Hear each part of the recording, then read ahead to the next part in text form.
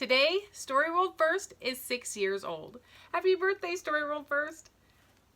I wrote this originally as blog posts on the Go Teen Writers blog. In fact, those posts are still up, and you can go to goteenwriters.com and look in the top menu bar, and there will be a link to Jill's Storyworld posts, and you can read all of them, many of which are in this book. However, when I was invited to Salt Lake Comic-Con to sit on some panels, I got the idea of compiling those posts into a book and writing a book that I could take with me and launch and sell at that conference. And so I did. This book came out in 2014, and I took it to Salt Lake Comic-Con, and it has been one of my most popular books ever.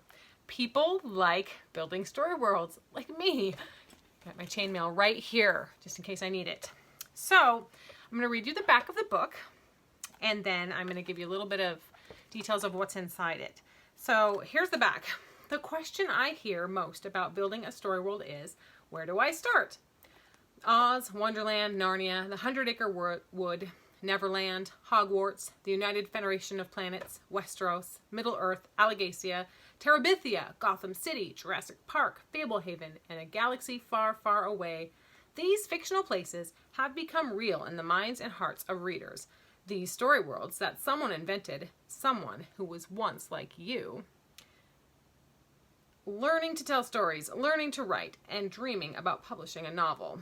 Whether you're starting from scratch or looking to add depth to a finished story, Storyworld First will get you thinking. Includes tips for astronomy, magic, government, map making, history, religion, technology, languages, culture, and how it all works together.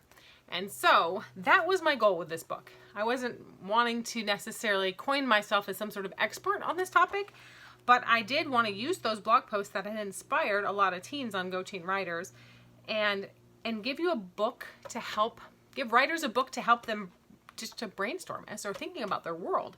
What else do they need? And that's kind of what this book is. In the table of contents I mentioned on the back, there's all of those topics. And so I also have one on creating creatures, civilizations, languages, vernacular language, worlds within our world, story world builder's disease. You have to be careful because you can get sucked right into your world and you forget to write the book. How to integrate your story world into the story you're writing once you've got all this information. How do you work it in?